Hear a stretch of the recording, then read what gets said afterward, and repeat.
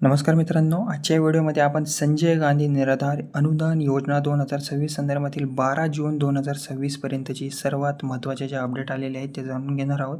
सरकारने लाभार्थ्यांसाठी काही मोठे निर्णय घेतलेले असून आता अनेक कामे घर बसल्या करण्याचा मार्गसुद्धा मोकळा झालेला आहे.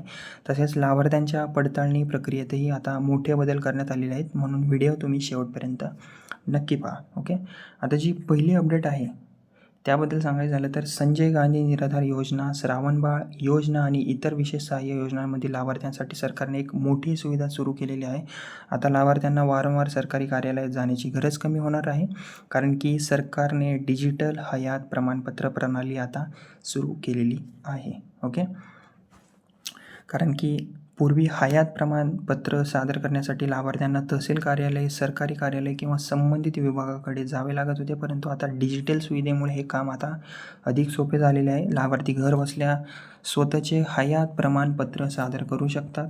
ओके, यामुळे वेळ आणि खर्च दोन्हीचीही बचत होणार आहे.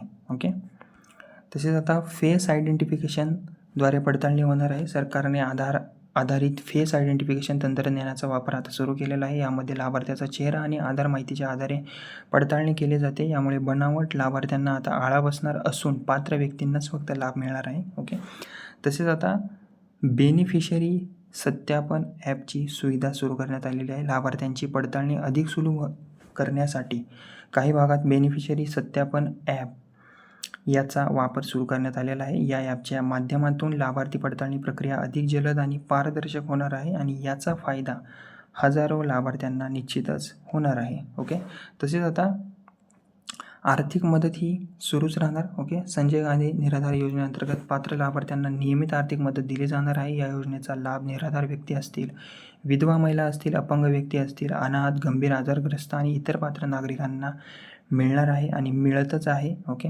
अनुदानाची रक्कम थेट लाभार्थ्यांच्या बँक खात्यात जमा केली जाते. ओके, तसेच दिव्यांग लाभार्थ्यांसाठी एक मोठा दिलासा आहे. ओके, त्यांच्याविषयी सांगायचं झालं तर सरकारने दिव्यांग लाभार्थ्यांसाठी एक मोठा निर्णय घेतलेला आहे. पात्र दिव्यांग लाभार्थ्यांना मिळणाऱ्या आर्थिक मदतीमध्ये वाढ करण्यात आलेली आहे. यामुळे अनेक दिव्यांग नागरिकांना आर्थिक आधार मिळणार आहे. ओके, कागदपत्रे तुमची अपडेट ठेवणे आवश्यक आहे. तर मित्रांनो, सरकारने पडताळणी प्रक्रिया अधिक कडक आणि पारदर्शक केली आहे. त्यामुळे सर्व लाभार्थ्यांनी आपले आधार कार्ड असेल, बँक खाते असेल, मोबाईल क्रमांक आणि इतर आवश्यक कागदपत्रे अपडेट ठेवणे, सोबत ठेवणे, बरोबर ठेवणे आवश्यक आहे. काही कागदपत्रांमध्ये त्रुटी, चुका असल्यास लाभ मिळण्यात तुम्हालाच अडचणी येऊ शकतात, म्हणून तुम्ही त्या सर्व कागदपत्रे अपडेट करून ठेवा. ओके, तसेच आजच्या या अपडेटमधील जे महत्त्वाचे मुद्दे आहेत ते आहेत की डिजिटल हयात प्रमाणपत्र आता जी आहे ती सुविधा सुरू झालेली आहे. ओके, घर बसल्या प्रमाणपत्र सादर करण्याची सोय झालेली आहे.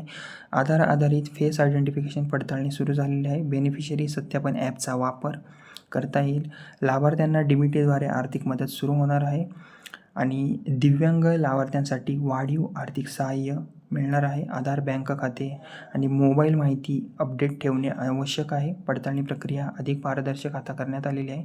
तर मित्रमंडळींनो, संजय गांधी निराधार योजनेचा लाभ घेणाऱ्या प्रत्येक व्यक्तीसाठी ही माहिती अत्यंत महत्त्वाची आहे, म्हणून हा व्हिडिओ तुम्ही जास्तीत जास्त लोकांपर्यंत नक्की पोहोचवा. व्हिडिओ आवडला असेल तर व्हिडिओला लाईक करा, शेअर करा आणि माझे बडी नावाचं चॅनल आहे त्याला सबस्क्राईब करायला विसरू नका. आणि अशा सरकारी योजना, पेन्शन योजना, निराधार योजना आणि महाराष्ट्र शासनाच्या ताज्या अपडेटसाठी माझ्या या बडी नावाच्या चॅनलसोबत जोडलेले राहा. धन्यवाद. जय महाराष्ट्र.